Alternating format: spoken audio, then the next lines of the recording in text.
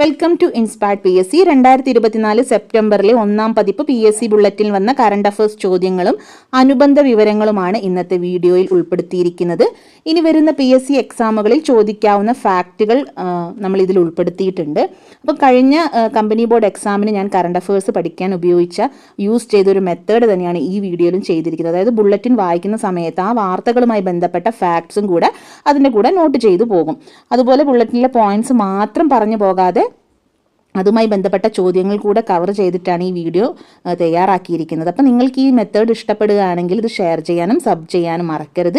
സംസ്ഥാനത്തിൻ്റെ 49ാമത്തെ ചീഫ് സെക്രട്ടറിയായി ശാരദാ മുരളീധരനെ നിയമിക്കാൻ മന്ത്രിസഭ തീരുമാനിച്ചു. ഇതാണ് ആദ്യത്തെ പോയിന്റ്. അപ്പോൾ എത്രാമത്തെ ചീഫ് സെക്രട്ടറിയാണ്? 49ാമത്തെ ചീഫ് സെക്രട്ടറിയാണ്. ഇനി ഇവരെ പറ്റിയിട്ടുള്ള കുറച്ച് കാര്യങ്ങൾ നോക്കാം, കുറച്ച് ഫാക്ട്സ് നോക്കാം. സംസ്ഥാനത്ത് ചീഫ് സെക്രട്ടറി ആകുന്ന അഞ്ചാമത്തെ വനിതയാണ് ആര്? നമ്മുടെ ശാരദാ മുരളീധരൻ. ഇതിനു മുൻപ് ചീഫ് സെക്രട്ടറി ആയിട്ടുള്ള വനിതകളെ നോക്കാം. പത്മ രാമചന്ദ്രൻ, ലിസി ജേക്കബ്, നീല ഗംഗാധരൻ, നളിനി നെറ്റോ. ആരൊക്കെയാണ്? പത്മ രാമചന്ദ്രൻ, ലിസി ജേക്കബ്, നീല ഗംഗാധരൻ, നളിനി നെറ്റോ. ഓക്കെ, അപ്പം അഞ്ചാമത്തെ വനിതയാണെന്ന് ഓർത്തു വെക്കുക. അതുപോലെ ചീഫ് സെക്രട്ടറി പദവിയിലെത്തുന്ന മൂന്നാമത്തെ ദമ്പതിമാരാണിവർ. ഓക്കെ, അപ്പം ഈ പദവിയിൽ, അതായത് ചീഫ് സെക്രട്ടറി പദവിയിലെത്തുന്ന ആദ്യത്തെ ദമ്പതികൾ ആരാന്ന് ചോദിച്ചാൽ അത് വി രാമചന്ദ്രനും പത്മ രാമചന്ദ്രനുമാണ്. ഓക്കെ, അതുപോലെ നിലവിലുണ്ടായിരുന്ന നമ്മളെ ലാസ്റ്റ് ചീഫ് സെക്രട്ടറി ബി വേണുവിൻ്റെ ജീവിത പങ്കാളിയും അതുപോലെ അഡീഷണൽ ചീഫ് സെക്രട്ടറി ഒക്കെ ആയിരുന്നു ആര്? ശാരദാ മുരളീധരൻ. അപ്പം മൂന്നാമത്തെ ദമ്പതികളാണെന്ന് പറഞ്ഞു, വി രാമചന്ദ്രനും പത്മ രാമചന്ദ്രനും. അതുപോലെ ബാബു ജേക്കബ്, ലിസി ജേക്കബ് എന്നിവരാണ് ചീഫ് സെക്രട്ടറിമാരായിട്ടുള്ള ദമ്പതിമാർ. ഓക്കെ, ഓർത്തു വെക്കുക. അഞ്ചാമത്തെ വനിത 49ാമത്തെ ചീഫ് സെക്രട്ടറിയാണ്. നിലവിൽ ഇവരുടെ ഒരു പോസ്റ്റ് എന്താണെന്ന് ചോദിച്ചിട്ടുണ്ടെങ്കിൽ കേരള സംസ്ഥാന ആസൂത്രണ ബോർഡ് മെമ്പർ സെക്രട്ടറിയാണ് ആര്? ശ്രീമതി ശാരദാ മുരളീധരൻ. ഓക്കെ, ആസൂത്രണ ബോർഡ് മെമ്പർ സെക്രട്ടറി ഒക്കെ ആയിരുന്നു ശാരദാ മുരളീധരൻ. രണ്ടാമതായി മിഷൻ റൂമി 2024 എന്ന് പേരിട്ട പുനരുപയോഗ സാധ്യമായ ഹൈബ്രിഡ് റോക്കറ്റ് ചെന്നൈയിൽ നിന്നും വിജയകരമായി വിക്ഷേപിച്ചു. ഓർത്തു വെക്കുക, റീയൂസബിൾ ഹൈബ്രിഡ് റോക്കറ്റാണ്. ഇത് ചെന്നൈയിൽ നിന്നാണ് വിജയകരമായി വിക്ഷേപിച്ചത്. ഓക്കെ, ആ ഡേറ്റ് ഒന്ന് ഓർത്ത് വെക്കണം. ഓഗസ്റ്റ് 24 ഓഗസ്റ്റ് 24, 2024 ഇത് വിക്ഷേപിച്ചത്. ചെന്നൈ തിരുവിതന്തൈ എന്ന സ്ഥലത്ത് നിന്നാണ് ഇത് വിക്ഷേപിച്ചിരിക്കുന്നത്. ഓക്കെ, അപ്പോൾ ഓർത്ത് വെക്കുക, മിഷൻ റൂമി എന്ന് പറയുന്നത് റീയൂസബിൾ ഹൈബ്രിഡ് റോക്കറ്റ് ആണ്. ഇത് വികസിപ്പിച്ചെടുത്തത് ആരാന്ന് നോക്കാം. ചെന്നൈ ബേസ്ഡ് ആയിട്ടുള്ള ഒരു സ്റ്റാർട്ടപ്പ് കമ്പനിയാണ് സ്പേസ് സോൺ. എന്താണ്? സ്പേസ് സോൺ ഇന്ത്യയും അതുപോലെ മാർട്ടിൻ ഗ്രൂപ്പ്, ഈ രണ്ട് കമ്പനികൾ ചേർന്ന് വികസിപ്പിച്ചെടുത്ത റോക്കറ്റാണ്, റീയൂസബിൾ ഹൈബ്രിഡ് റോക്കറ്റാണ്. വിക്ഷേപിച്ച ദൗത്യമായിരുന്നു മിഷൻ റൂമി. ഓക്കെ, ഇതിൽ ചെറു ഉപഗ്രഹങ്ങളാണ് ഭ്രമണപഥത്തിൽ എത്തിച്ചിരിക്കുന്നത്. 53 മൈക്രോ സാറ്റലൈറ്റ് ആണ് നമ്മൾ ഭ്രമണപഥത്തിൽ എത്തിച്ചിരിക്കുന്നത്. അതിൽ 3 ക്യൂബ് സാറ്റലൈറ്റും 50 പിക്കോ സാറ്റലൈറ്റും. ഓക്കെ, ക്യൂബ് സാറ്റലൈറ്റ് ഉണ്ടായിരുന്നു, അതുപോലെ പിക്കോ സാറ്റലൈറ്റ് ഇതെല്ലാം മൈക്രോ സാറ്റലൈറ്റ് ആണ്, ചെറിയ സാറ്റലൈറ്റുകളാണെന്ന് ഓർത്ത് വെക്കുക. അപ്പോൾ എന്താണ്? ഓഗസ്റ്റ് 24 വിക്ഷേപിച്ചത്. അതുപോലെ ഇതിൻ്റെ ഒരു മിഷൻ ഡയറക്ടർ ഉണ്ടായിരുന്നു. മിഷൻ ഡയറക്ടർ ആരാന്ന് ചോദിച്ചിട്ടുണ്ടെങ്കിൽ ഡോക്ടർ ആനന്ദ് മെഗാലിംഗമാണ്. മിഷൻ ഡയറക്ടർ ഡോക്ടർ ആനന്ദ് മെഗാലിംഗമാണ്. ഇദ്ദേഹം എന്ന് പറയുന്നത് നമ്മുടെ സ്പേസ് സോണിൻ്റെ സിഇഒയും ഫൗണ്ടറൊക്കെ ആയിട്ടുള്ള ആളാണ് ഡോക്ടർ ആനന്ദ് മെഗാലിംഗം. അദ്ദേഹമാണ് മിഷൻ ഡയറക്ടർ. അതുപോലെ പത്മശ്രീ മയിൽസ്വാമി അണ്ണാദുരൈ, ഈ പേരും ഓർത്ത് വെക്കേണ്ടതാണ്. അദ്ദേഹം മൂൺ മാൻ ഓഫ് ഇന്ത്യ എന്നറിയപ്പെടുന്ന ആളാണ് ഡോക്ടർ മയിൽസ്വാമി അണ്ണാദുരൈ. അദ്ദേഹം ISROയിലെ സയൻറ്റിസ്റ്റാണ്. അതുപോലെ ISRO സയൻറ്റിഫിക് സെൻറ്ററിൻ്റെ ഫോർമർ ഡയറക്ടറൊക്കെ ആയിരുന്നു. ഇദ്ദേഹമാണ് മിഷൻ റൂമിയുടെ മെൻഡർ ആരാന്ന് ചോദിച്ചിട്ടുണ്ടെങ്കിൽ അത് ഡോക്ടർ മയിൽസ്വാമി അണ്ണാദുരൈ ആണ്. ഈ മിഷൻ റൂമിയെ പറ്റിയിട്ട് ഒരു വീഡിയോ ഞാൻ മുൻപ് ചെയ്തിട്ടുണ്ട്. നിങ്ങൾ വീഡിയോയിൽ ഞാൻ അത് ഡിസ്ക്രിപ്ഷൻ ബോക്സിൽ ഇടാം. ഓക്കെ, അപ്പോൾ നിങ്ങൾ ആ ലിങ്കിലൂടെ ഒന്ന് ആ വീഡിയോ ഒന്ന് കാണും. അതിൽ മിഷൻ റൂമിയുടെ വിക്ഷേപണ കാര്യങ്ങളും അതുപോലെ അത് എന്തിനു വേണ്ടിയിട്ടാണ്, അതിൻ്റെ ലക്ഷ്യങ്ങൾ, അങ്ങനത്തെ ഡീറ്റെയിൽസ് ഒക്കെ ഞാൻ അതിൽ കൊടുത്തിട്ടുണ്ട്. അതൊന്ന് ജസ്റ്റ് ചെക്ക് ചെയ്യാം. യുവേഫ സൂപ്പർ കപ്പിൽ റയൽ മാഡ്രിഡിന് കിരീടം. റയൽ മാഡ്രിഡിനാണ് യുവേഫ സൂപ്പർ കപ്പിൽ വിജയികളായത് ആരാണ്? റയൽ മാഡ്രിഡ് ആണ്. ഫൈനലിൽ ഇറ്റാലിയൻ ക്ലബ്ബായ അറ്റ്ലാന്റിനെയാണ് 2.0 സ്കോറിനാണ് തോൽപ്പിച്ചത്. അപ്പോൾ സ്പാനിഷ് ക്ലബ്ബായ റയൽ മാഡ്രിഡ് ആണ് യുവേഫ സൂപ്പർ കപ്പ്, ഓർത്ത് വെക്കുക, സൂപ്പർ കപ്പ് വിന്നറാണ് ആര്? Real Madrid. ഇനി നമുക്ക് യുവേഫ യൂറോ കപ്പ് എന്ന് നോക്കാം. യൂറോ കപ്പ് കിരീടം ചൂടിയത് സ്പെയിൻ ആയിരുന്നു. യുവേഫയുടെ യൂറോ കപ്പ് കിരീടം ചൂടിയത് സ്പെയിനാണ്. അത് ഫൈനലിൽ ഇംഗ്ലണ്ടിനെയാണ് തോൽപ്പിച്ചത്. അപ്പം ഇത് സ്പെയിൻ്റെ യൂറോ കപ്പിൽ 4ാമത്തെ കിരീടമായിരുന്നു. 4 യൂറോ കിരീടങ്ങൾ നേടുന്ന ആദ്യ ടീം കൂടെയായിരുന്നു സ്പെയിന്. അപ്പോൾ യൂറോ കപ്പ് വിജയിച്ചത് ആരാണ്? സ്പെയിനും. അതുപോലെ യുവേഫ സൂപ്പർ കപ്പ്, അത് ക്ലബിന് വേണ്ടിയിട്ടാണ്. ക്ലബ്ബ് ഏത് ക്ലബ്ബാണ്? റയൽ മാഡ്രിഡ് ആണ് കിരീടം ചൂടിയത്. സിൻസിനാറ്റി ഓപ്പൺ ടെന്നീസ് പുരുഷ വിഭാഗത്തിൽ 1ാം സീഡ് യാനിക് സിന്നറും ലോക വനിത 2ാം നമ്പർ അരിയാന സബലങ്കയുമാണ് ജേതാക്കളായത്. ഓർത്തുവെക്കുക, സിൻസിനാറ്റി ഓപ്പൺ ടെന്നീസ് പുരുഷ വിഭാഗത്തിൽ യാനിക് സിന്നറാണ് വിന്നർ. ലോക വനിത 2ാം നമ്പറുകാരിയായ അരിയാന സബലങ്കയാണ് വനിതാ വിഭാഗത്തിൽ. സിൻസിനാറ്റി ഓപ്പൺ ടെന്നീസിൽ വനിതാ വിഭാഗം വിജയാരാണ്? അരിയാന സബലങ്കയാണ്. അപ്പോൾ ടെന്നീസ് റാങ്കിങ്ങിൽ 1ാം സ്ഥാനത്ത് ഇപ്പോൾ ആരാണെന്ന് ചോദിച്ചിട്ടുണ്ടെങ്കിൽ പുരുഷ വിഭാഗത്തിൽ യാനിക് സിന്നറും വനിതാ വിഭാഗത്തിൽ ഇഗ സ്വിയാടെക്കുമാണ്. ടെന്നീസ് റാങ്കിങ്ങിൽ 1ാം റാങ്ക് ഇപ്പോൾ നിലനിർത്തുന്ന ആരാണ്? Yannick സിന്നറും Iga സ്വിയാടെക്കുമാണ്. വനിതകളിൽ 2ാം സ്ഥാനത്താണ് ആര്? അരിയാന സബലങ്ക വരുന്നത്. പുരുഷന്മാരുടെ കേസ് നോക്കുകയാണെങ്കിൽ 2nd പൊസിഷനിൽ ഇപ്പോൾ അലക്സാണ്ടർ സ്വരേവും അതുപോലെ 3ാമതായിട്ട് കാർലോസ് അൽക്കാരസ് ഉണ്ട്. അപ്പം ടെന്നീസ് റാങ്കിങ്ങിൽ 1ഉം 2ഉം 3ഉം ഒന്നും കൂടെ പറയാം. 1ാം സ്ഥാനത്ത് യാനിക് സിന്നർ, 2ാം സ്ഥാനത്ത് അലക്സാണ്ടർ സ്വരേവ്, 3ാം സ്ഥാനം കാർലോസ് അൽക്കാരസ്. ഇനി വനിതകളുടെ കേസ് നോക്കുകയാണെങ്കിൽ ടെന്നീസ് റാങ്കിങ്ങിൽ 1st പൊസിഷൻ ഇഗയും 2nd rank Aryna Sabalenka, Belarus താരമാണ് അരിയാന സബലങ്ക. 3ാം സ്ഥാനത്ത് ജസീക്ക പെഗുലയാണ്. Jessica Pegula.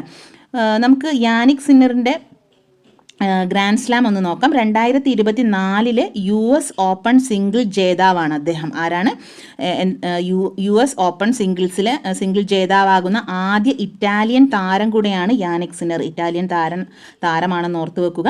2024 US ഓപ്പൺ കിട്ടിയിട്ടുണ്ട്. അതുപോലെ 2024 ഓസ്ട്രേലിയൻ ഓപ്പണും വിന്നർ ആരാണ്? യാനിക് സിന്നർ തന്നെയാണ്. US ഓപ്പണും Australian open winner Jannik Sinner തന്നെയാണ്. അതുപോലെ 2024 മയാമി ഓപ്പൺ ടെന്നീസ് വിന്നറും യാനിക് സിന്നർ ആണെന്നും കൂടെ ഓർത്ത് വെക്കുക. അപ്പോൾ US open, Australia open, Miami open tennis എല്ലാം നേടിയത് യാനിക് സിന്നർ ആണ്. അതുപോലെ അരിയാന സബലങ്കനെ നമ്മൾ പറഞ്ഞു 2ാം റാങ്കിലാണ് നിൽക്കുന്നത്. 2024 US ഗ്രാൻഡ് സ്ലാം നേടിയത് ആരാണ്? അരിയാന സബലങ്കയാണ്. അവരുടെ 3ാമത്തെ ഗ്രാൻഡ് സ്ലാം ആയിരുന്നു 2024 US ഗ്രാൻഡ് സ്ലാം. അവർ 2024 ഓസ്ട്രേലിയൻ ഓപ്പൺ നേടിയിട്ടുണ്ട്. അതുപോലെ 2023 ഓസ്ട്രേലിയൻ ഓപ്പണും ഓർക്കുക. 2024 ഓസ്ട്രേലിയൻ ഓപ്പണും 2023 ഓസ്ട്രേലിയൻ ഓപ്പണും നേടിയത് ആരാണ്? അരിയാന സബലങ്കയാണ്. 2024 US ഗ്രാൻഡ് സ്ലാം നേടിയതും ആരാണ്? Aryna Sabalenka. Okay. Formula 1 Dutch grand പ്രിയിൽ മക്ലറന്റെ ലാൻഡോ നോറിസിന് കിരീടം. എന്താണ്? ഡച്ച് ഗ്രാൻഡ് പ്രി ആണ് ചോദിച്ചത്. ലാൻഡോ നോറിസിനാണ് കിരീടം ലഭിച്ചിരിക്കുന്നത്. മക്ലറന്റെ ലാൻഡോ നോറിസിനാണ് കിരീടം. ഓക്കെ. ഇനി നമുക്ക് ഇതിൽ തന്നെ മുൻപായിരുന്നെങ്കിൽ ഏത് ഗ്രാൻഡ് പ്രിക്സും ചോദിച്ചിട്ടുണ്ടെങ്കിലും ഫോർമുല 1 ഒക്കെ ചോദിച്ചിട്ടുണ്ടെങ്കിൽ നമുക്ക് മാക്സ് വെസ്തപ്പനെ ആൻസർ ചെയ്യായിരുന്നു. പക്ഷേ ഇപ്പം ഇതെല്ലാം മാറി പല ഗ്രാൻഡ് പ്രിയിലും പല പല ആളുകളാണ് ഇപ്പോൾ വിന്നർ ആയിക്കൊണ്ടിരിക്കുന്നത്. ഇനി ഫോർമുല 1 ഇറ്റാലിയൻ ഗ്രാൻഡ് പ്രി ആണെങ്കിൽ അതിൽ ചാൾസ് ലേ ക്ലർക്കാണ് ഇറ്റാലിയൻ ഗ്രാൻഡ് പ്രിയിൽ കിരീടം നേടിയിരിക്കുന്നത്. ഓക്കെ. ഇനി ഫോർമുല 1 ഡച്ച് ഗ്രാൻഡ് പ്രി ആരായിരുന്നു? ലാൻഡോ നോറിസ് ആണ്. അതുപോലെ ഫോർമുല 1 ബെൽജിയം ഗ്രാൻഡ് പ്രി ഉണ്ട്. ബെൽജിയം ഗ്രാൻഡ് പ്രി ജേതാവ് ആരാണ്? അത് മെഴ്സിഡസിൻ്റെ ജോർജ് റസൽ ആയിരുന്നു. ഓക്കെ. ഫോർമുല 1 ബെൽജിയം ഗ്രാൻഡ് പ്രി ആണെങ്കിൽ അത് ജോർജ് റസൽ. ഓക്കെ. അപ്പോൾ ഓർത്ത് വെക്കുക, ഇതിൽ ഡച്ച് ഗ്രാൻഡ് പ്രിയിൽ ആരാണ് കിരീടം നേടിയത്? ലാൻഡോ നോറിസ് ആണ്. പോൾ വോൾട്ടിൽ 10ാം തവണയും ലോക റെക്കോർഡ് തകർത്ത് അർമാൻഡ് ഡ്യുപ്ലന്റിസ്. സിലൻസിയ ഡയമണ്ട് ലീഗ് അത്ലറ്റിക്സിൽ 6.26 മീറ്റർ ചാടിയാണ് സ്വീഡിഷ് താരം പുതിയ ഉയരം കുറിച്ചത്. അപ്പം ഇദ്ദേഹത്തിനെ പറ്റിയിട്ട് ഇതിൻ്റെ ഐറ്റം ചോദിക്കാം. പോൾ വോൾട്ടാണ്. അതിൽ എത്ര മീറ്ററാണ് ചാടിയിരിക്കുന്നത്? ലേറ്റസ്റ്റ് റെക്കോർഡ് 6.26 മീറ്റർ ചാടിയിട്ട് 10ാമത്തെ തവണയാണ് ലോക റെക്കോർഡ് തിരുത്തുന്നത്. നമ്മൾ കേട്ടിട്ടുണ്ട് പാരീസ് ഒളിമ്പിക്സിലെ ഗോൾഡ് മെഡലിസ്റ്റ് ആയിരുന്നു. പോൾ വോൾട്ടിൽ ഗോൾഡ് മെഡൽ ആയിരുന്നു. അതും ലോക റെക്കോർഡ് തകർത്ത് 6.25 മീറ്റർ ആണ്. ഒളിമ്പിക്സിൽ അദ്ദേഹം ചാടിയത് എത്രയാണ്? 6.25 മീറ്റർ. അന്താരാഷ്ട്ര ക്രിക്കറ്റ് കൗൺസിലിൻ്റെ അധ്യക്ഷനായി ഇന്ത്യയുടെ ജയ്ഷ എതിരില്ലാതെ തിരഞ്ഞെടുക്കപ്പെട്ടു. ICCയുടെ അധ്യക്ഷൻ ആരാണ്? ജയ്ഷയാണ്. ICCയുടെ ചരിത്രത്തിലെ ഏറ്റവും പ്രായം കുറഞ്ഞ ചെയർമാനാണ് 35കാരനായ ജയ്ഷ. അമിത്ഷായുടെ മകനായ ജയ്ഷ ICCയുടെ ചെയർമാനാകുന്ന 5ാമത്തെ ഇന്ത്യക്കാരനാണ്. എത്രാമത്തെ ഇന്ത്യക്കാരനാണ്? അഞ്ചാമത്തെ ഇന്ത്യക്കാരനാണ് ഏറ്റവും പ്രായം കുറഞ്ഞ ചെയർമാനാണ് ജയ്ഷനെ പറ്റി പറയുകയാണെങ്കിൽ എന്തൊക്കെയാണ്, നിലവിലെ BCCI സെക്രട്ടറി ഒക്കെയാണ് അല്ലേ, BCCI സെക്രട്ടറി ആയിരുന്നു. അതുപോലെ ഏഷ്യ ക്രിക്കറ്റ് കൗൺസിലിൻ്റെ ചെയർമാനുമാണ്. ഏഷ്യ ക്രിക്കറ്റ് കൗൺസിലിൻ്റെ ചെയർമാനും ആരാണ്, ജയ്ഷയാണ്. അപ്പോൾ ICC ചെയർമാനാകുന്ന ഏറ്റവും പ്രായം കുറഞ്ഞ വ്യക്തി. ഇനി 2024 നവംബർ 30 വരെയാണ് ഇപ്പോഴത്തെ ICC ചെയർമാനായ ഗ്രിഗ് ബാർക്ലേ. നവംബർ 30 വരെ തുടരും, അതിനുശേഷം ജയ്ഷെ ആയിരിക്കും. ഓക്കെ, അപ്പോൾ ഗ്രിഗ് ബാർക്ലേ കൂടെ ഓർത്ത് വെക്കുക. ICCയുടെ ആസ്ഥാനം ദുബായ് ആണ് കേട്ടോ. ദുബായ് ആണ് ICCയുടെ ആസ്ഥാനം. ദുബായിൽ, UAE ദുബായിലാണ് ആസ്ഥാനം. 1909 June 15 Australia, England, south Africa എന്നീ രാജ്യങ്ങളിലെ പ്രതിനിധികൾ ചേർന്നാണ് ഇമ്പീരിയൽ ക്രിക്കറ്റ് കോൺഫറൻസ് എന്ന പേരിലാണ് ICC രൂപീകരിച്ചത്. ഓക്കെ, ഇമ്പീരിയൽ ക്രിക്കറ്റ് കോൺഫറൻസ് എന്ന പേരിൽ ആരൊക്കെ ചേർന്നിട്ടാണ്, ഓസ്ട്രേലിയ, ഇംഗ്ലണ്ട്, സൗത്ത് ആഫ്രിക്ക എന്നീ രാജ്യങ്ങളിലെ പ്രതിനിധികൾ ചേർന്നിട്ടാണ് ICC രൂപീകരിച്ചത്. അപ്പോൾ ഇന്റർനാഷണൽ ക്രിക്കറ്റ് കൗൺസിലിൻ്റെ ചെയർമാനായിട്ട് ആരാണ് തിരഞ്ഞെടുക്കപ്പെട്ടത്, ജയ്ഷയാണ് തിരഞ്ഞെടുക്കപ്പെട്ടതെന്ന് ഓർത്തു വെക്കുക. UAEയിൽ നടക്കുന്ന 2020 വനിതാ ക്രിക്കറ്റ് ലോകകപ്പിനുള്ള ഇന്ത്യൻ ടീമിൽ മലയാളികളായ സജ്ന സജീവും അതുപോലെ ആശാ ശോഭനയും ഇടം നേടി. 2024 ഒക്ടോബറിൽ നടക്കുന്ന 9ാമത്തെ വനിതാ T20 ക്രിക്കറ്റ് ലോകകപ്പാണെന്ന് ഓർത്തു വെക്കുക. ഇതിൽ ആരൊക്കെയാണ് ഇടം നേടിയത്, തിരുവനന്തപുരംകാരിയായ ആശാ ശോഭന, അതുപോലെ വയനാട്ടിൽ നിന്നും സജ്ന സജീവൻ. ഓക്കെ, സജ്ന സജീവൻ. അപ്പോൾ 2024 T20 ലോകകപ്പ് വേദി ബംഗ്ലാദേശിൽ നിന്നും എവിടേക്കാണ് മാറ്റിയത്, UAEയിലേക്കാണ് മാറ്റിയിരിക്കുന്നത്. അപ്പോൾ വേദി എവിടെയാണ്, UAE ആണെന്ന് ഓർത്ത് വെക്കുക. മുൻപ് അത് ബംഗ്ലാദേശിൽ ആയിരുന്നു തീരുമാനിച്ചത്, ഇപ്പോൾ UAEയിലേക്ക് മാറ്റിയിട്ടുണ്ട്. ഇന്ത്യൻ വനിതാ ക്രിക്കറ്റിൽ അരങ്ങേറ്റം കുറിക്കുന്ന ഏറ്റവും പ്രായം കൂടിയ വനിതയായിരുന്നു ആര്, തിരുവനന്തപുരം സ്വദേശിയായ ആശാ ശോഭന. അപ്പോൾ അവർ 2024 ബംഗ്ലാദേശിനെതിരെയാണ് അരങ്ങേറിയത്. അപ്പോൾ ഏറ്റവും പ്രായം കൂടിയ വനിതാ താരമായിരുന്നു ആര്, ആശാ ശോഭന. ഇന്ത്യൻ വനിതാ ക്രിക്കറ്റ് ടീമിൽ കളിച്ച ആദ്യ മലയാളി വനിത എന്ന് പറയുന്നത് ചോദിക്കുകയാണെങ്കിൽ അത് മിന്നുമണിയാണ് ആദ്യത്തെ വനിതാ ക്രിക്കറ്റ് ടീമിൽ കളിച്ച ആദ്യ മലയാളി വനിത ആരാണ്, മിന്നുമണിയാണ്. ഇനി ഈ വനിതാ ക്രിക്കറ്റ് ടീം T20 വനിതാ ക്രിക്കറ്റ് ടീമിൻ്റെ ക്യാപ്റ്റൻ ഹർമൻപ്രീത് കൗറാണ്. അതുപോലെ കോച്ച് അമോൽ മജുംദാറാണ് വനിതാ ക്രിക്കറ്റ് ടീം കോച്ച്. ഇനി 2025 ICC വിമൻ വേൾഡ് കപ്പും വൺഡേ ODI വേൾഡ് കപ്പ് നടക്കുന്നത് എവിടെയാണെന്ന് ചോദിച്ചിട്ടുണ്ടെങ്കിൽ അത് ഇന്ത്യയിൽ വെച്ചിട്ടാണ് കേട്ടോ. 2025 ICC ODI വേൾഡ് കപ്പ് എവിടെ വെച്ചാണ് നടക്കുന്നത്, ഇന്ത്യയിൽ വെച്ചാണ് നടക്കുന്നത്. ഇനി 2026 വിമൻസ് T20 വേൾഡ് കപ്പിൻ്റെ വേദി ചോദിച്ചാൽ അത് ഇംഗ്ലണ്ടാണ്. ഓർത്ത് വെക്കുക, ഇംഗ്ലണ്ടാണ്. ഇത് 9ാമത്തെ T20 വേൾഡ് കപ്പ് എവിടെ വെച്ച് നടക്കും, UAE ദുബായിൽ വെച്ച് നടക്കും. 2026 T20 എവിടെ വെച്ച് നടക്കും, അത് ഇംഗ്ലണ്ടിൽ വെച്ചാണ് നടക്കുന്നത്. ഓക്കെ, അപ്പം ലോകകപ്പിനുള്ള ഇന്ത്യൻ ടീമിൽ ഇടം നേടിയ മലയാളി വനിതകളാണ് ആരൊക്കെ, സജ്ന സജീവും അതുപോലെ ആശാ ശോഭനയാണ്. ആശാ ശോഭന ലെഗ് സ്പിന്നറാണ്, തിരുവനന്തപുരം സ്വദേശിയാണ്. ലെഗ് സ്പിന്നറാണ് ആശാ ശോഭന. അതുപോലെ നമ്മൾ സജ്ന സജീവനാണെങ്കിൽ ഓൾറൗണ്ടർ ആണെന്ന് കൂടെ ഓർത്ത് വെക്കുക. സജ്ന സജീവൻ ആരാണ്, ഓൾറൗണ്ടറാണ്. ലെഗ് സ്പിന്നറാണ് ആശാ ശോഭന. ഓക്കെ, അങ്ങനെ 15 അംഗ ടീമിനെ ആരാണ് നയിക്കുന്നത്, ഹർമൻപ്രീത് കൗറാണ് നയിക്കുന്നത്. സ്മൃതി മന്ദാനയാണ് വൈസ് ക്യാപ്റ്റൻ ആണെന്നും കൂടെ ഓർത്ത് വെക്കുക. ഭിന്നശേഷിക്കാരുടെ ലോകത്തെ ഏറ്റവും വലിയ കായികോത്സവമായ പാരാലിമ്പിക്സ് പാരീസിൽ തുടങ്ങി. ഓക്കെ, അപ്പോൾ ഭിന്നശേഷിക്കാരുടെ ലോകത്തിലെ ഏറ്റവും വലിയ കായികോത്സവം ഓഗസ്റ്റ് 28 ആരംഭിച്ചത്. ഓഗസ്റ്റ് 28 ആരംഭിച്ചത്. പാരാലിമ്പിക്സിൻ്റെ 17ാമത്തെ പതിപ്പാണെന്ന് ഓർത്ത് വെക്കുക. പാരീസ് വേദിയാകുന്നത്, അതായത് പാരാലിമ്പിക്സിന് പാരീസ് വേദിയാകുന്നത് ഫസ്റ്റ് ടൈമാണ്.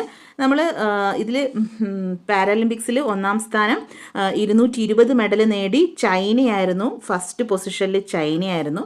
സെക്കൻഡ് ബ്രിട്ടൻ ആയിരുന്നു. തേർഡ് പൊസിഷനിലായിരുന്നു ആര്, USA അമേരിക്ക. ഓക്കെ, ഒരു പാരാലിമ്പിക്സ് എഡിഷനിൽ ഇന്ത്യ നേടുന്ന ഏറ്റവും കൂടുതൽ മെഡൽ എന്ന റെക്കോർഡ് പാരീസ് പാരാലിമ്പിക്സിലാണ് നേടിയിരുന്നത്. ഇന്ത്യ മൊത്തത്തിൽ 29 മെഡൽ നേടിയിട്ടുണ്ട്. 7 ഗോൾഡ്, 9 സിൽവർ, അതുപോലെ ബ്രോൺസ് 13 7 ഗോൾഡ്, സിൽവർ 9, വെങ്കലം 13. ഇതിൽ 17 മെഡൽ അത്ലറ്റിക്സ് വിഭാഗത്തിലാണെന്ന് ഓർത്ത് വെക്കുക. 17 മെഡൽ ഏത് വിഭാഗമായിരുന്നു, അത്ലറ്റിക്സ് വിഭാഗത്തിലായിരുന്നു. ടോക്കിയോ പാരാലിമ്പിക്സിൽ 54 അത്ലറ്റുകളുമായി പങ്കെടുത്ത ഇന്ത്യ 19 മെഡലുകളാണ് നേടിയിരിക്കുന്നത്. നമ്മൾ പാരീസിൽ എത്ര മെഡൽ നേടിയിട്ടുണ്ട്, മൊത്തം 29 മെഡലുകളാണ്. അതിൽ 17 എണ്ണം അത്ലറ്റിക്സ് വിഭാഗത്തിലാണ് കിട്ടിയിരിക്കുന്നത്. ഓക്കെ, അപ്പോൾ ടോക്കിയോയിലെ റാങ്ക് ചോദിക്കുകയാണെങ്കിൽ 24 റാങ്ക് എത്രയായിരുന്നു ടോക്കിയോയിൽ? 24ാമത്തെ റാങ്കിൽ നിന്നാണ് ഇപ്പോൾ എത്രാമത് എത്തിയിരിക്കുന്നത്? 18ാമത്തെ റാങ്ക്.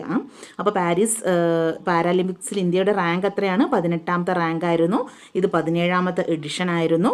ഇന്ത്യയും ശ്രീലങ്കയും സംയുക്തമായി സംഘടിപ്പിക്കുന്ന സൈനിക പരിശീലന പരിപാടിയായ മിത്ര ശക്തിയുടെ 2 ആഴ്ച നീണ്ടുനിന്ന 10ാമത്തെ പതിപ്പാണ്. 10ാം പതിപ്പ് എവിടെയാണ്?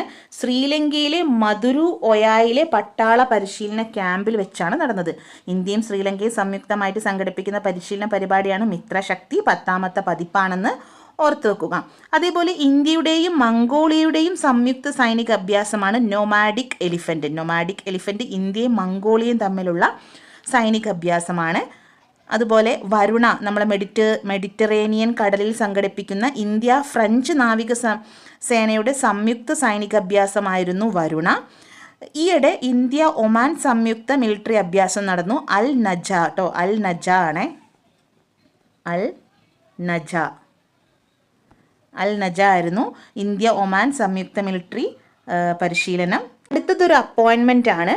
ആഭ്യന്തര സെക്രട്ടറിയായി മുൻ IAS ഉദ്യോഗസ്ഥൻ ഗോവിന്ദ് മോഹനെ നിയമിച്ചു. ആരാണ്?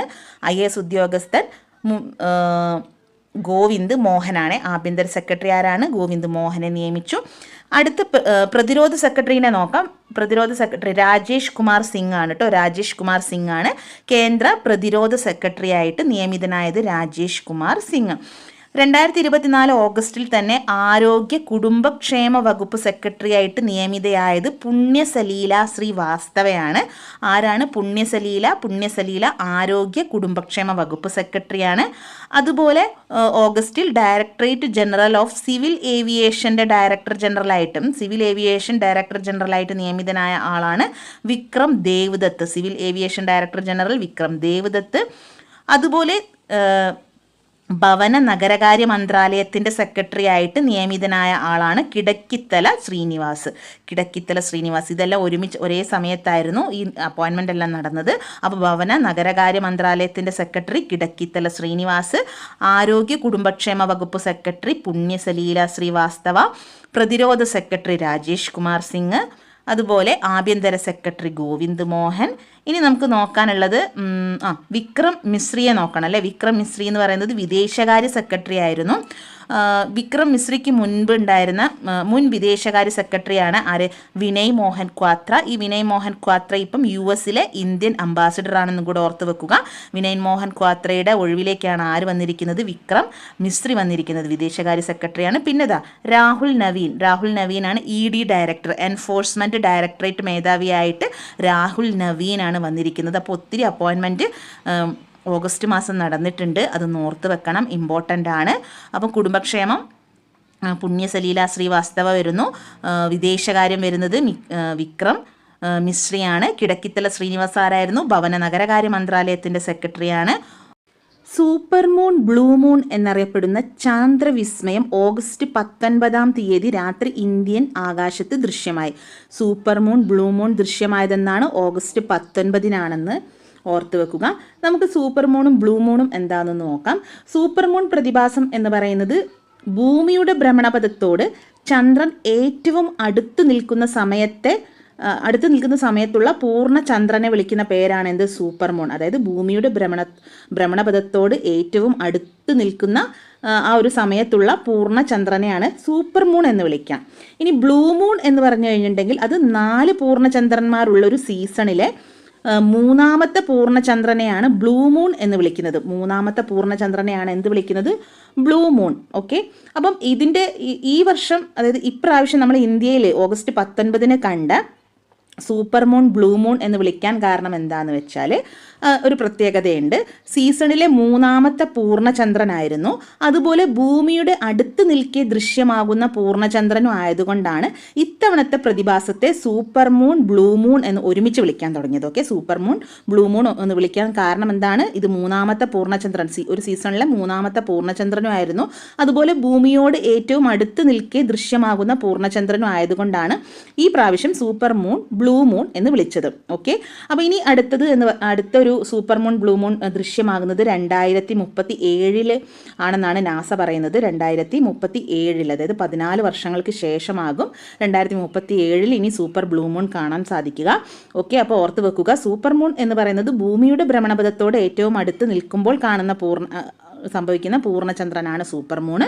അതുപോലെ 4 പൂർണ്ണചന്ദ്രന്മാരുള്ളൊരു സീസണിലെ മൂന്നാമത്തെ പൂർണ്ണചന്ദ്രനെയാണ് ബ്ലൂ മൂൺ എന്ന് വിളിക്കുന്നത്. ഓക്കെ, അപ്പോൾ 2037 ഇനി അടുത്ത സൂപ്പർ ബ്ലൂ മൂൺ നമുക്ക് കാണാൻ സാധിക്കുക.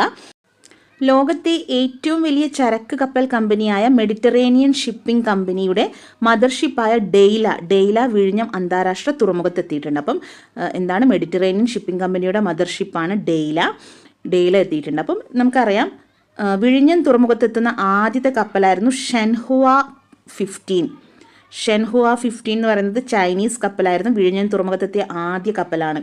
വിഴിഞ്ഞം തുറമുഖം ഔദ്യോഗികമായിട്ട് ഉദ്ഘാടനം ചെയ്തത് 2023 ഒക്ടോബർ 15 ഓക്കെ, 2023 ഒക്ടോബർ 15 വിഴിഞ്ഞം തുറമുഖം ഔദ്യോഗികമായിട്ട് ഉദ്ഘാടനം ചെയ്യുന്നത്. ഈ വിഴിഞ്ഞത്തെത്തുന്ന നാവിക കപ്പലായിരുന്നു INS സത്ലജ്. അന്താരാഷ്ട്ര തുറമുഖം രാജ്യാന്തര അഡ്മിറൽ ചാർട്ടിൽ ഇടം പിടിക്കാൻ വേണ്ടിയിട്ട് അതിൻ്റെ ഭാഗമായിട്ട് കടലിൻ്റെ സർവേക്കായിട്ടാണ് വിഴിഞ്ഞം തുറമുഖത്തെത്തിയ നാവിക കപ്പൽ. കടൽ സർവേക്കായിട്ട് വിഴിഞ്ഞം തുറമുഖത്തെത്തിയ നാവിക കപ്പലായിരുന്നു INS സത്ലജ്. വിഴിഞ്ഞം രാജ്യാന്തര തുറമുഖത്തെത്തിയ ആദ്യ ഫീഡർ കപ്പൽ ചോദിച്ചാൽ അത് മാരിൻ അസൂറാണ് ആദ്യ ഫീഡർ കപ്പൽ. ഇനി വിഴിഞ്ഞം തുറമുഖത്തെത്തിയ ആദ്യത്തെ മദർഷിപ്പ് ചോദിച്ചു കഴിഞ്ഞാൽ അത് സാൻ ഫെർണാണ്ടോ ആണ് ആദ്യമായി എത്തുന്ന മദർഷിപ്പ്. San Fernando. ആദ്യ ഫീഡർ കപ്പൽ മാരിൻ അസൂറാണ്. അതുപോലെ വിഴിഞ്ഞം അന്താരാഷ്ട്ര തുറമുഖത്തെത്തുന്ന ദക്ഷിണേഷ്യയിലെ ഏറ്റവും വലിയ കണ്ടെയ്നർ കപ്പലായിരുന്നു MCC ക്ലോഡ് ഗ്രാർഡറ്റ് ആണ് വിഴിഞ്ഞം അന്താരാഷ്ട്ര തുറമുഖത്തെത്തുന്ന ദക്ഷിണേഷ്യയിലെ ഏറ്റവും വലിയ കണ്ടെയ്നർ കപ്പലായിരുന്നു MCC ക്ലോഡ് ഗ്രാർഡറ്റ്. ഓക്കെ, ഇതെല്ലാം വിഴിഞ്ഞം ആയിട്ട് റിലേറ്റഡ് ആയിട്ടുള്ള കപ്പലുകളാണ്. മാരിൻ അസൂർ എന്ന് പറയുന്നത് ആദ്യ ഫീഡർ കപ്പലാണ്. ആദ്യ മദർഷിപ്പാണ് സാൻ ഫെർണാണ്ടോ.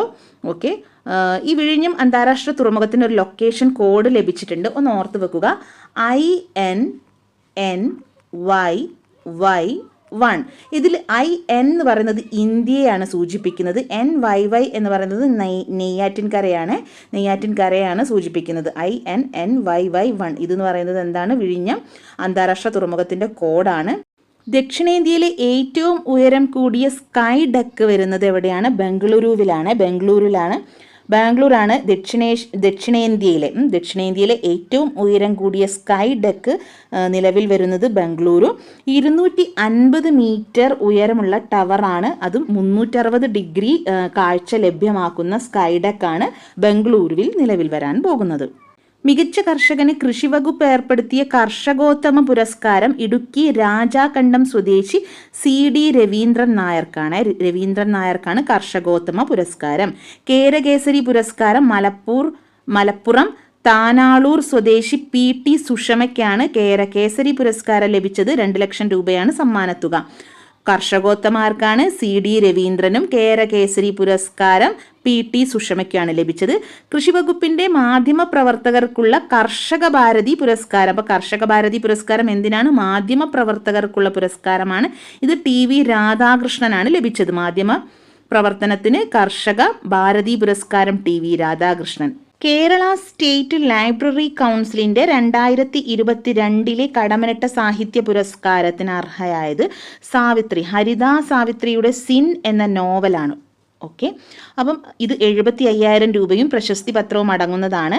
ഓർത്തു വെക്കുക, ഇത് കേരള സ്റ്റേറ്റ് ലൈബ്രറി കൗൺസിൽ നൽകുന്ന പുരസ്കാരമാണ്. 2022 പുരസ്കാരമാണ്. ഹരിത സാവിത്രിയെ നമുക്കറിയാം കേരള സാഹിത്യ അക്കാദമി പുരസ്കാരം 2023 മികച്ച നോവലായിരുന്നു സിൻ. ഓക്കെ. ഹരിത സാവിത്രിയുടെ സിന്ന് മികച്ച നോവലായിരുന്നു, സാഹിത്യ അക്കാദമി പുരസ്കാരം ലഭിച്ചിട്ടുണ്ട്. ഇനി അടുത്ത് നമുക്ക് നോക്കാം, ജില്ലാ ലൈബ്രറി കൗൺസിൽ ഏർപ്പെടുത്തിയ ഈ വർഷത്തെ കടമ്മനിട്ട കവിതാ പുരസ്കാരം. ഇത് ഞാൻ പറയുന്നത് കടമ്മനിട്ട കവിതാ പുരസ്കാരമാണ്. അടുത്തത് PN ഗോപികൃഷ്ണനാണ് ലഭിച്ചത്. PN ഗോപികൃഷ്ണനായിരുന്നു 2024 കവിതാ പുരസ്കാരം. ഇത് ജില്ലാ ലൈബ്രറി കൗൺസിൽ നൽകുന്ന കവിതാ പുരസ്കാരം ലഭിച്ചത് PN ഗോപികൃഷ്ണനാണ്. 2023 കടമ്മനിട്ട കവിതാ പുരസ്കാരം ലഭിച്ചത് കുരീപ്പുഴ ശ്രീകുമാറാണ്. കുരീപ്പുഴ ശ്രീകുമാറാണെന്ന് കൂടെ ഓർത്തു വെക്കുക, ഇത് മാറിപ്പോകരുത്. ഇനി അടുത്തതൊരു കടമ്മനിട്ട പുരസ്കാരമുണ്ട്, അത് കടമ്മനിട്ട ഫൗണ്ടേഷൻ നൽകുന്നതാണ് കേട്ടോ. കടമ്മനിട്ട രാമകൃഷ്ണൻ ഫൗണ്ടേഷൻ ഏർപ്പെടുത്തിയ കടമ്മനിട്ട പുരസ്കാരമുണ്ട്. 2024 അത് ലഭിച്ചിരിക്കുന്നത് റഫീഖ് അഹമ്മദിനാണ്. ഓക്കെ, റഫീഖ് അഹമ്മദിനാണ് കടമ്മനിട്ട രാമകൃഷ്ണ ഫൗണ്ടേഷൻ നൽകുന്ന കടമ്മനിട്ട പുരസ്കാരം ലഭിച്ചത്. 2024 ലഭിച്ചത് റഫീഖ് അഹമ്മദിനാണ്. അതിൻ്റെ പുരസ്കാര തുക എന്ന് പറയുന്നത് 5 ആണ് കേട്ടോ. 55,555 രൂപയാണ് കടമ്മനിട്ട ഫൗണ്ടേഷൻ, രാമകൃഷ്ണൻ ഫൗണ്ടേഷൻ്റെ പുരസ്കാരമാണ് റഫീഖ് അഹമ്മദിന്. ഇത് കവിതയിലെ സമഗ്ര സംഭാവനയ്ക്കാണ് ഈ പുരസ്കാരം അദ്ദേഹത്തിന് ലഭിച്ചത്. ഈ ഫൗണ്ടേഷൻ്റെ തന്നെ പുരസ്കാരം 2023 ലഭിച്ചത് ആർക്കാന്ന് ചോദിച്ചിട്ടുണ്ടെങ്കിൽ അത് പ്രഭാവർമ്മയ്ക്കാണ്. പ്രഭാവർമ്മയ്ക്കാണ് 2023 പുരസ്കാരം. എന്താണ് കടമ്മനിട്ട പുരസ്കാരം 2023 ലഭിച്ചിരിക്കുന്നത് പ്രഭാവർമ്മയാണ്. നമ്മൾ ആദ്യം ഇതിൽ പറയുന്നത് ഏതാണെന്ന് ഓർത്തു. കേരള സ്റ്റേറ്റ് ലൈബ്രറി കൗൺസിലിന്റെ പുരസ്കാരമാണ് ഹരിത സാവിത്രിക്ക് ലഭിച്ചത്. റഫീഖ് അഹമ്മദിന് എന്താണ് കിട്ടിയത്? കടമ്മനിട്ട രാമകൃഷ്ണൻ ഫൗണ്ടേഷന്റെ പുരസ്കാരമാണ്, മാറിപ്പോകരുത്. 2023 ലഭിച്ചത് പ്രഭാവർമ്മയാണ്. അതുപോലെ PN ഗോപികൃഷ്ണൻ ലഭിച്ചിരിക്കുന്നത് ജില്ലാ ലൈബ്രറി കൗൺസിലിന്റെ കടമ്മനിട്ട കവിതാ പുരസ്കാരമാണ് PN ഗോപികൃഷ്ണൻ ലഭിച്ചിരിക്കുന്നത്. അപ്പം ഇത് 2015 മുതലാണ് കടമ്മനിട്ട പുരസ്കാരം നൽകി തുടങ്ങിയത്. 2015 ONV കുറുപ്പാണ് ആദ്യമായിട്ട് ഈ പുരസ്കാരം ലഭിക്കുന്നത്. ഓക്കെ, ഈ ചിത്രകാരൻ പ്രദീപ് പുത്തൂരിന് ന്യൂയോർക്ക് ആസ്ഥാനമായ പൊള്ളോ ക്രാസ്നർ ഗവേഷണ ഗ്രാന്റ്, അതായത് $20,000 17 ലക്ഷം രൂപയാണ് ആർക്ക് ലഭിക്കുന്നത്? പ്രദീപ് പുത്തൂരിന്. മലയാളി ചിത്രകാരനായ പ്രദീപ് പുത്തൂരിന് എന്താണ് ന്യൂയോർക്ക് ആസ്ഥാനമായ പൊള്ളാക്ക് ക്രാസ്നർ ഫൗണ്ടേഷന്റെ ഗ്രാൻഡ് ലഭിച്ചു. പ്രദീപ് പുത്തൂർ ഇദ്ദേഹത്തിന് തന്നെ ന്യൂയോർക്ക് ആസ്ഥാനമായിട്ടുള്ള അഡോൾഫ് എസ്തർ ഫൗണ്ടേഷന്റെ ചിത്രകലാ പുരസ്കാരം ലഭിച്ച മലയാളിയാണ് പ്രദീപ് പുത്തൂർ. അടുത്തതായി NE ബാലകൃഷ്ണ മാരാർ സ്മാരക സാഹിത്യ പുരസ്കാരമാണ്. ഇത് സമഗ്ര സംഭാവനാ പുരസ്കാരമാണ്.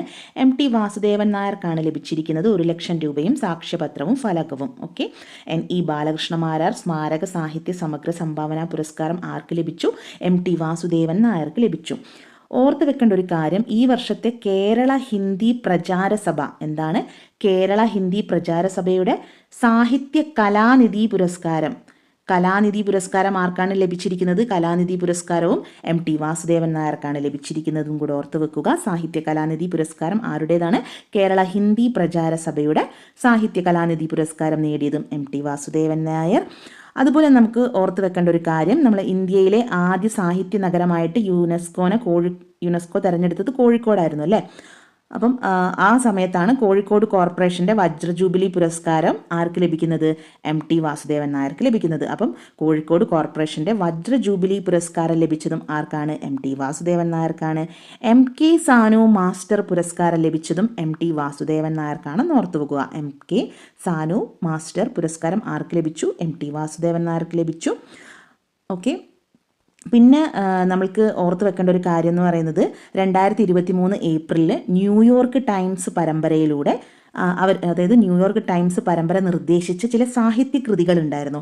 അതിൽ അസുരവിത്ത്, MT വാസുദേവൻ നായരുടെ അസുരവിത്ത് മെൻഷൻ ചെയ്തിട്ടുണ്ടായിരുന്നു. ആരാണ്? ന്യൂയോർക്ക് ടൈംസ് പരമ്പരയിലൂടെ മെൻഷൻ ചെയ്ത ചില പുസ്തകങ്ങളുണ്ട്. അതിൽ വൈക്കം മുഹമ്മദ് ബഷീറിൻ്റെ പൂവൻ പഴം ഉണ്ടായിരുന്നു.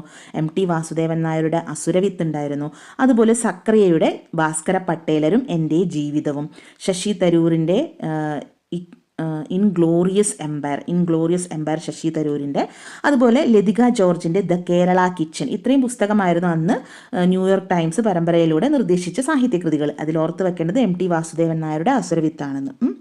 പിന്നെ എനിക്ക് പറയാനുള്ളത് ഒന്നും കൂടെ ഉണ്ട്. അതായത് കാലം, MT വാസുദേവൻ നായരുടെ കാലം, അതുപോലെ പാത്തുമ്മയുടെ ആട് എന്നീ മലയാള സാഹിത്യ കൃതികൾ ബ്രെയിൻ ലിപിയിലാക്കിയിട്ട് പ്രസിദ്ധീകരിച്ചിട്ടുണ്ടായിരുന്നു. അത് ഈയിടെ നടന്നൊരു കറണ്ട് അഫയേഴ്സ് ഫാക്റ്റാണ്. കണ്ണൂർ ജില്ലാ പഞ്ചായത്താണ് ബ്രെയിൻ ലിപിയിൽ MT വാസുദേവൻ നായരുടെ കാലം പ്രസിദ്ധീകരിച്ചിട്ടുണ്ടായിരുന്നു. അപ്പോൾ അതും നമുക്ക് ഈ MT വാസുദേവൻ നായരുടെ ഫാക്റ്റിൻ്റെ കൂടെ ചേർത്ത് വെക്കാം. പിന്നെ നമുക്ക് പറയാനുള്ളത് സാഹിത്യകാരൻ SV വേണുഗോപൻ നായരുടെ 1ാം ചരമവാർഷികത്തോടനുബന്ധിച്ച് SV ഫൗണ്ടേഷൻ ഏർപ്പെടുത്തിയ പ്രഥമ സാഹിത്യ പുരസ്കാരം ലഭിച്ചതും MT വാസുദേവൻ നായർക്കാണ്. ഇതെല്ലാം 2023 ഫാക്റ്റാണ്. SV വേണുഗോപൻ നായരുടെ SV ഫൗണ്ടേഷൻ ഏർപ്പെടുത്തിയ പ്രഥമ സാഹിത്യ പുരസ്കാരം ലഭിച്ചത് MT വാസുദേവൻ നായർക്കായിരുന്നു.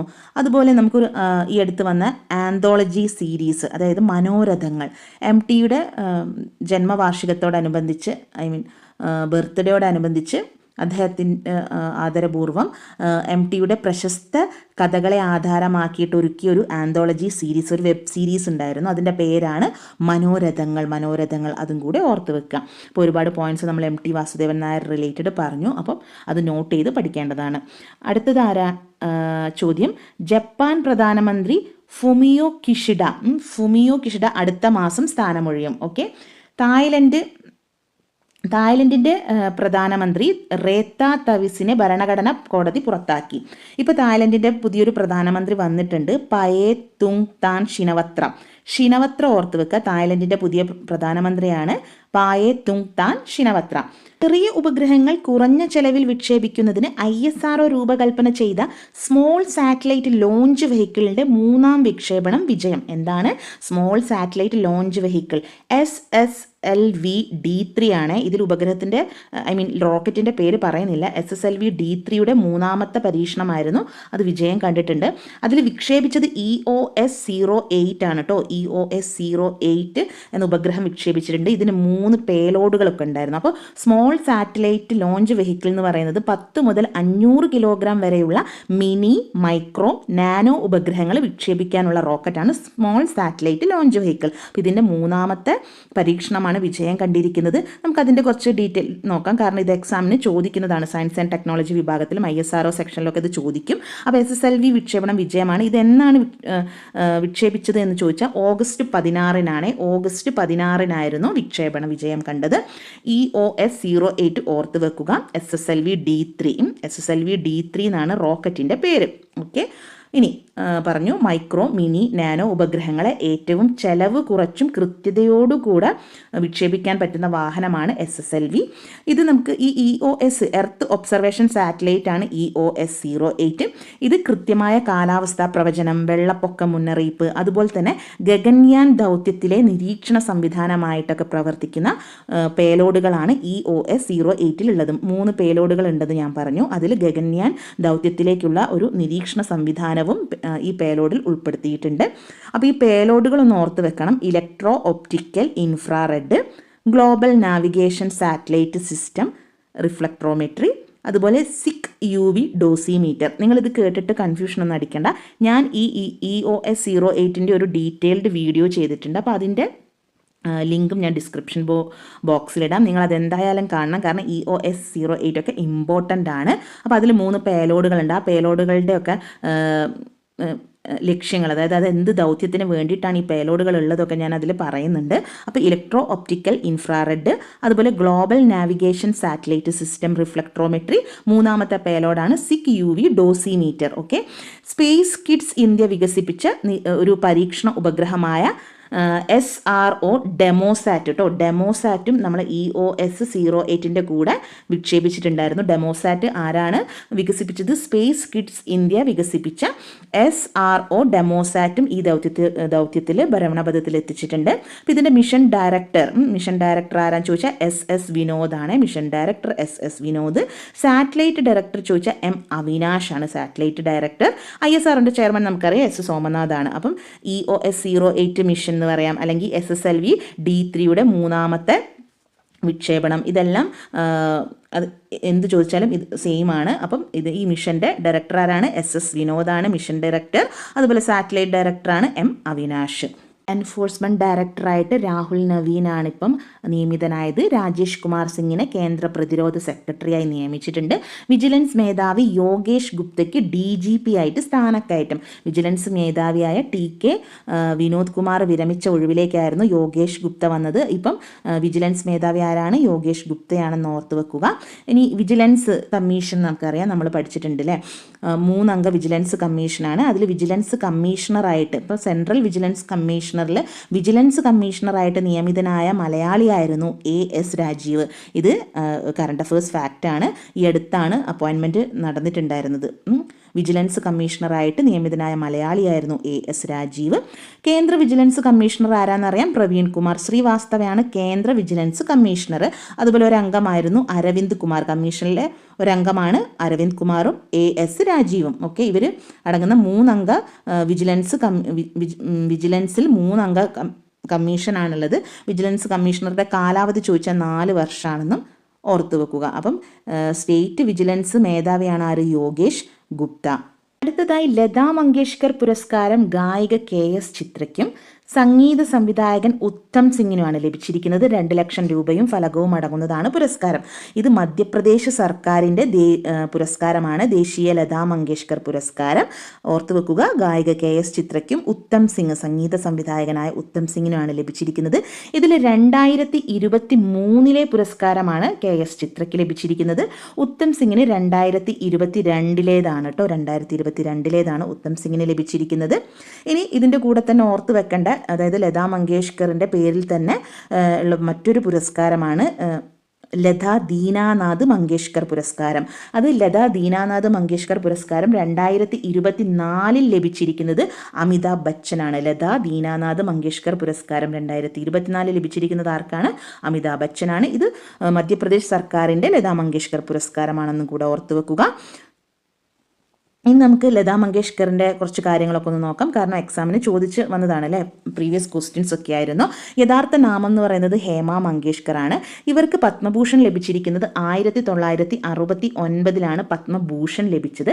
1999 പത്മവിഭൂഷൺ ലഭിച്ചിരിക്കുന്നത്. പത്മവിഭൂഷൺ 1999 പത്മഭൂഷൺ 1969 ദാദാ സാഹിബ് ഫാൽക്കെ 1989 കേട്ടോ.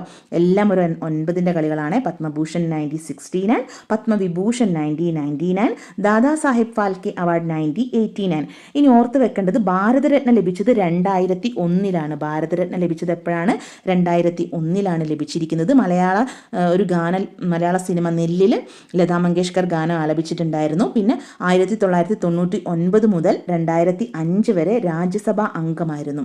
99 മുതൽ 2005 വരെ രാജ്യസഭാ അംഗമായിരുന്നു. അതുപോലെ 3 തവണ മികച്ച ഗായികയ്ക്കുള്ള ദേശീയ പുരസ്കാരം ലഭിച്ചിട്ടുണ്ട്. അടുത്തത് SBIയുടെ പുതിയ ചെയർമാനായിട്ട് CS സെട്ടിയാണ് കേട്ടോ. D അല്ല, C ആണ്. ചല്ല ശ്രീനിവാസലു സെട്ടി ആരാണ്? SBIയുടെ ചെയർമാനായിട്ട് ചല്ല ശ്രീനിവാസലു സെട്ടിയാണ് നിയമിച്ചിരിക്കുന്നത്. വോയിസ് ഓഫ് ഗ്ലോബൽ സൗത്ത് ഉച്ചകോടി ന്യൂഡൽഹിയിൽ പ്രധാനമന്ത്രി നരേന്ദ്രമോദി ഉദ്ഘാടനം ചെയ്തു. എന്താണ്? വോയിസ് ഓഫ് ഗ്ലോബൽ സൗത്ത് ഉച്ചകോടിയാണ്. വോയിസ് ഓഫ് ഗ്ലോബൽ സൗത്ത് ഉച്ചകോടിയുടെ വേദി എവിടെയാണ്? ന്യൂഡൽഹിയിലാണ്. ഇത് വെർച്വലായിട്ട് നടക്കുന്ന ഉച്ചകോടിയായിരുന്നു. 3ാമത്തെ പതിപ്പായിരുന്നു. ഇതിൻ്റെ വേദി എവിടെയാണ് ചോദിച്ചത്? ന്യൂഡൽഹിയാണ്. എന്താണ് എന്താണ് ഈ വോയിസ് ഓഫ് ഗ്ലോബൽ സൗത്ത് ഉച്ചകോടി എന്ന് ചോദിച്ചാൽ വികസ്വര രാജ്യങ്ങളുടെ പ്രശ്നങ്ങളെല്ലാം ചർച്ച ചെയ്യുന്ന ഒരു ഉച്ചകോടിയാണ് voice of global south. Okay, അപ്പോൾ ഇതിൻ്റെ വേദി ഓർത്ത് വെക്കുക, ന്യൂഡൽഹിയാണ്. Voice of global south virtual ഉച്ചകോടി ആതിഥേയത്വം വഹിക്കുന്നത് ഇന്ത്യയാണ് അല്ലേ, ന്യൂഡൽഹിയിലാണ്. ഇതിൻ്റെ ആശയം എന്ന് പറയുന്നത് ഒരു ഭാവിക്ക് ഒരുമിച്ച് എന്നതാണ് കേട്ടോ. ഇതിൻ്റെ എന്താണ് ആശയം? ഒരു ഭാവിക്ക് ഒരുമിച്ച്. അതുപോലെ തീം നോക്കാം. ശബ്ദത്തിൻ്റെ ഐക്യം, ഉദ്ദേശത്തിൻ്റെ ഏകത്വം, unity of voice, unity of purpose. എന്താണ് theme? Voice of global south virtual സമ്മിറ്റിൻ്റെ തീം ചോദിച്ചാൽ unity of voice, unity of purpose. ശബ്ദത്തിൻ്റെ ഐക്യം, ഉദ്ദേശത്തിൻ്റെ ഏകത്വം. ഓക്കെ, ഇംഗ്ലീഷ് നോക്കിയാൽ മതി. യൂണിറ്റി ഓഫ് വോയിസും യൂണിറ്റി ഓഫ് പർപ്പസ് ആണ് voice of global south virtual സമ്മിറ്റാണ്. ന്യൂഡൽഹിയിലായിരുന്നു വേദി. അടുത്തത് നോക്കാം. പോളണ്ട്, ഉക്രൈൻ എന്നീ രാജ്യങ്ങളിലെ സന്ദർശനത്തിന് ശേഷം പ്രധാനമന്ത്രി മടങ്ങിയെത്തി. 1991 ഉക്രൈൻ സ്വതന്ത്രമായതിനു ശേഷം അവിടം സന്ദർശിക്കുന്ന ആദ്യ പ്രധാനമന്ത്രിയാണ് നരേന്ദ്രമോദി. 45 വർഷങ്ങൾക്ക് ശേഷം പോളണ്ട് സന്ദർശിക്കുന്ന ഇന്ത്യൻ പ്രധാനമന്ത്രിയാണ് മോദി. ഫാക്റ്റ് എന്താണ്? 91 യുക്രൈൻ സ്വതന്ത്രമായതിനു ശേഷം സന്ദർശിക്കുന്ന ആദ്യ ഇന്ത്യൻ പ്രധാനമന്ത്രിയാണ്. അതുപോലെ 45 വർഷങ്ങൾക്ക് ശേഷം പോളണ്ട് സന്ദർശിക്കുന്ന ഇന്ത്യൻ പ്രധാനമന്ത്രിയാണ് മോദിജി. ഈ അടുത്ത് സന്ദർശിച്ച മറ്റൊരു രാജ്യമാണ് ബ്രൂണൈ സന്ദർശിക്കുന്ന ആദ്യ ഇന്ത്യൻ പ്രധാനമന്ത്രി ആരാന്ന് ചോദിച്ചാലും നരേന്ദ്രമോദിയാണ്. തെക്ക് കിഴക്കൻ ഏഷ്യയിലെ ഒരു ചെറിയ മുസ്ലിം കൺട്രിയാണ് ബ്രൂണൈ എന്ന് പറയുന്നത്. ഓക്കെ, അതൊന്ന് ഓർത്ത് വെക്കണം. പിന്നെ നമുക്ക് അറിയാവുന്ന ഒരു കാര്യമായിരുന്നു, ഫിജി സന്ദർശിക്കുന്ന ആദ്യ ഇന്ത്യൻ രാഷ്ട്രപതിയാണ് ദ്രൗപദി മുർമു. ഫിജി സന്ദർശിച്ച ആദ്യ ഇന്ത്യൻ രാഷ്ട്രപതിയാണ് ദ്രൗപദി മുർമു. അതുപോലെ പ്രധാനമന്ത്രി 22ാമത് ഇന്ത്യ റഷ്യ വാർഷിക ഉച്ചകോടിക്കായിട്ട് റഷ്യ സന്ദർശിച്ചിട്ടുണ്ടായിരുന്നു. അതുപോലെ ഓസ്ട്രിയ സന്ദർശിക്കുന്ന 2ാമത്തെ ഇന്ത്യൻ പ്രധാനമന്ത്രിയാണ് നരേന്ദ്രമോദി. ആദ്യം ഓസ്ട്രിയ സന്ദർശിച്ചത് ഇന്ദിരാഗാന്ധിയായിരുന്നു. G7 ഉച്ചകോടിക്ക് വേണ്ടിയിട്ട് പ്രധാനമന്ത്രി ഇറ്റലി സന്ദർശിച്ചിട്ടുണ്ടായിരുന്നു. മൂന്നാമതും പ്രധാനമന്ത്രി ആയതിനു ശേഷം നമ്മുടെ നരേന്ദ്രമോദി സന്ദർശിക്കുന്ന ആദ്യത്തെ രാജ്യമാണ് ഇറ്റലി. മനസ്സിലായോ? നരേന്ദ്രമോദി മൂന്നാമതും പ്രധാനമന്ത്രി ആയതിനു ശേഷം ആദ്യമായിട്ട് സന്ദർശിക്കുന്ന രാജ്യം ഏതാണെന്ന് ചോദിച്ചാൽ അത് ഇറ്റലി ആയിരുന്നു. G7 ഉച്ചകോടിയുടെ ഭാഗമായിട്ടാണ് ഇറ്റലി സന്ദർശിച്ചത്. Modi and US progress together സമ്മേളനത്തെ അഭിസംബോധന ചെയ്യാൻ സെപ്റ്റംബർ 22 പ്രധാനമന്ത്രി നരേന്ദ്രമോദി US സന്ദർശിക്കും. ഓക്കെ, കേന്ദ്രമന്ത്രി ജോർജ് കുര്യൻ മധ്യപ്രദേശിൽ നിന്നും രാജ്യസഭയിലേക്ക് എതിരില്ലാതെ തെരഞ്ഞെടുക്കപ്പെട്ടു. ഓർത്തു വെക്കുക, ജോർജ് കുര്യൻ രാജ്യസഭയിലേക്ക് തെരഞ്ഞെടുക്കപ്പെട്ടത് എവിടെ നിന്നാണ്? മധ്യപ്രദേശിൽ നിന്നാണ്. മലയാളിയായ കേന്ദ്ര സഹമന്ത്രിയാണ് ജോർജ് കുര്യൻ. അദ്ദേഹത്തിൻ്റെ വകുപ്പ് ഒന്ന് നോക്കാം. ന്യൂനപക്ഷകാര്യം, ഫിഷറീസ്, മൃഗസംരക്ഷണം, ക്ഷീരോത്പാദനം. ഇദ്ദേഹം കേന്ദ്ര സഹമന്ത്രിയാണ്. ഏതൊക്കെയാണ് വകുപ്പ്? ന്യൂനപക്ഷകാര്യം, ഫിഷറീസ്, മൃഗസംരക്ഷണം, ക്ഷീരോത്പാദനം. ഓക്കെ, ഇദ്ദേഹം മുൻ ദേശീയ ന്യൂനപക്ഷ കമ്മീഷൻ ഉപാധ്യക്ഷനാണെന്നും കൂടെ ഓർത്തു വെക്കുക. അഥവാ സ്റ്റേറ്റ്മെൻറ്റിലൊക്കെ ചോദിക്കുകയാണെങ്കിൽ ഓർത്തു വെക്കേണ്ട കാര്യമാണ്, മുൻ ദേശീയ ന്യൂനപക്ഷ കമ്മീഷൻ ഉപാധ്യക്ഷനായിരുന്നു. അപ്പോൾ 18ാമത്തെ ലോകസഭയിൽ കേരളത്തിൽ നിന്നും 2 സഹമന്ത്രിമാരാണുള്ളത്. ഒന്ന് സുരേഷ് ഗോപി, തൃശ്ശൂർ ലോകസഭാ മണ്ഡലത്തിൽ നിന്നും. അദ്ദേഹത്തിൻ്റെ വകുപ്പുകൾ നോക്കാം. പെട്രോളിയവും പ്രകൃതിവാതകവും ടൂറിസവും. പെട്രോളിയം, പ്രകൃതിവാതകം, ടൂറിസവുമാണ് സുരേഷ് ഗോപിയുടെ വകുപ്പുകൾ. ഇനി രാജ്യസഭാംഗം അദ്ദേഹം 2016 മുതൽ 2022 വരെ സുരേഷ് ഗോപി എന്തായിരുന്നു? രാജ്യസഭാംഗമായിരുന്നു. ഇനി ജോർജ് കുര്യൻ്റെ കേസ് നോക്കുകയാണ്. അദ്ദേഹത്തിൻ്റെ ജില്ല കോട്ടയം ജില്ലയാണ്. വകുപ്പ് ഞാൻ പറഞ്ഞു, ന്യൂനപക്ഷം, ഫിഷറീസ്, മൃഗസംരക്ഷണം, ക്ഷീരം. അദ്ദേഹം രാജ്യസഭാംഗമായിട്ട്, അതായത് ഇപ്പോൾ രാജ്യസഭാംഗമാകണമെങ്കിൽ ഏതെങ്കിലും ഒരു സ്റ്റേറ്റിൽ നിന്ന് തിരഞ്ഞെടുക്കപ്പെടണം. ഇദ്ദേഹം ലോകസഭാ അംഗവും അല്ല. ഓക്കെ, അപ്പം എന്ത് ചെയ്യണം? നമ്മൾ രാജ്യസഭാ അംഗമാവണമെങ്കിൽ ഏതെങ്കിലും ഒരു സ്റ്റേറ്റിൽ നിന്ന് തിരഞ്ഞെടുക്കപ്പെടണം. അങ്ങനെ മധ്യപ്രദേശിൽ നിന്നും രാജ്യസഭയിലേക്ക് എതിരില്ലാതെ തിരഞ്ഞെടുക്കപ്പെട്ട ആളാണ് ആര്? ജോർജ് കുര്യൻ. ഓക്കെ, അടുത്തത് നമുക്ക് നോക്കേണ്ടത് മനുഷ്യനെ ബഹിരാകാശത്ത് എത്തിക്കുന്ന ഇന്ത്യയുടെ ഗഗൻയാൻ ദൗത്യത്തിൻ്റെ ഭാഗമായിട്ടുള്ള ആദ്യ ആളില്ലാ ദൗത്യം ഈ വർഷാവസാനത്തോടുകൂടെ വിക്ഷേപിക്കും. ഓക്കെ, ഇന്ത്യയുടെ ബഹിരാകാശ മനുഷ്യ ദൗത്യമാണ് ഗഗൻയാൻ. അതിൻ്റെ ആളില്ലാത്ത ആദ്യത്തെ പരീക്ഷണം എപ്പോഴാണ്? ഡിസംബറിലാണെന്നാണ് പറയുന്നത്. ISROയുടെ ഏറ്റവും ശക്തിയുള്ള റോക്കറ്റാണ് LVM-3. ഓക്കെ, LVM-3 ഇതിലാണ് വിക്ഷേപണം ഉണ്ടാകുക. ഗഗൻയാൻ ഓർത്ത് വെക്കേണ്ട ഒരു കാര്യമാണ്. ബഹിരാകാശ യാത്രികരെ ഭൂമിയിൽ നിന്ന് 400 കിലോമീറ്റർ അകലെയുള്ള ഭ്രമണപഥത്തിൽ എത്തിക്കുന്നു. അവിടെ 3 ദിവസത്തിന് ശേഷം തിരിച്ചിറക്കുന്നതാണ് ഗഗൻയാൻ ദൗത്യം എന്ന് പറയുന്നത്. ഭൂമിയിൽ നിന്നും 400 കിലോമീറ്റർ അകലെയുള്ള ഭ്രമണപഥത്തിൽ എത്തിച്ച് 3 ദിവസത്തിന് ശേഷം തിരിച്ചിറക്കും. ഇതാണ് ഗഗൻയാൻ ദൗത്യം എന്ന് പറയുന്നത്. ഭൂമിയെ 16 തവണ വലം വെച്ച ശേഷം ബംഗാൾ ഉൾക്കടലിലാണ് പേടകം തിരിച്ചിറങ്ങുക. ഓക്കെ, അപ്പോൾ ഗഗൻയാൻ ദൗത്യത്തിൽ ഇന്ത്യൻ സഞ്ചാരികൾക്കൊപ്പം ഒരു ഹ്യൂമനോയിഡിലെ വ്യോമമിത്ര എന്ന് പറഞ്ഞ ഹ്യൂമനോയിഡും, അതുപോലെ ഈ അടുത്ത് ന്യൂസിൽ വന്നതാണ് കർണാടകയിലെ ധാർവാഡ് കാർഷിക സർവകലാശാലയിൽ നിന്നുള്ള കായീച്ചകൾ, ഫ്രൂട്ട് ഫ്ലൈസിനെയും കൊണ്ടുപോകുന്നുണ്ട്. അതെന്തിനാന്ന് വെച്ചാൽ ഈ ഗുരുത്വാകർഷണം ഇല്ലാത്ത സ്ഥലങ്ങളിൽ എങ്ങനെയാണ് ഈ ഫ്രൂട്ട് ഫ്ലൈസിൻ്റെ അതിൻ്റെ പ്രതികരണം അതിനെ പറ്റിയിട്ടൊക്കെ പഠിക്കാൻ വേണ്ടിയിട്ടാണ് ഫ്രൂട്ട് ഫ്ലൈസിനെയും കൂടെ കൊണ്ടുപോകുന്നുണ്ട്. അപ്പം എന്താണ് ഓർത്ത് വെക്കേണ്ടത്? ഇത്രയും കാര്യങ്ങൾ ഞാൻ പറഞ്ഞൂലേ. 4 പേരാണ് പോകുന്നത്. 4 പേരെ സെലക്ട് ചെയ്തിട്ടുണ്ടായിരുന്നു. നമ്മളെ മലയാളിയായ പ്രശാന്ത് ബാലകൃഷ്ണനൊക്കെ ഉണ്ട്. അപ്പം ഹ്യൂമനോയിഡ് എന്ന് പറഞ്ഞാൽ വ്യോമിത്ര ഹ്യൂമനോയിഡാണ്. ധാർവാഡ് കാർഷിക സർവകലാശാലയിൽ നിന്നുള്ള കായീച്ചകളെയും കൊണ്ടുപോകുന്നുണ്ട്. അടുത്തത് ഗുജറാത്ത് കച്ച് ജില്ലയിലെ മദാപ്പർ ഗ്രാമം ഏഷ്യയിലെ സമ്പന്ന ഗ്രാമം എന്ന ഖ്യാതി സ്വന്തമാക്കി. അപ്പം ഏഷ്യയിലെ സമ്പന്ന ഗ്രാമം ഏതാണ്? ഗുജറാത്ത് കച്ച് ജില്ലയിലെ മദാപ്പർ ആണ്. ഇന്നത്തെ വജ്രാഭരണ വിപണിയിൽ ആഗോളതലത്തിൽ ഇന്ത്യ 2ാമത്. ഡയമണ്ട് ഓർണമെൻറ്റ്സിൻ്റെ വിപണിയിൽ ആഗോളതലത്തിൽ ഇന്ത്യ 2ാം സ്ഥാനത്താണ്.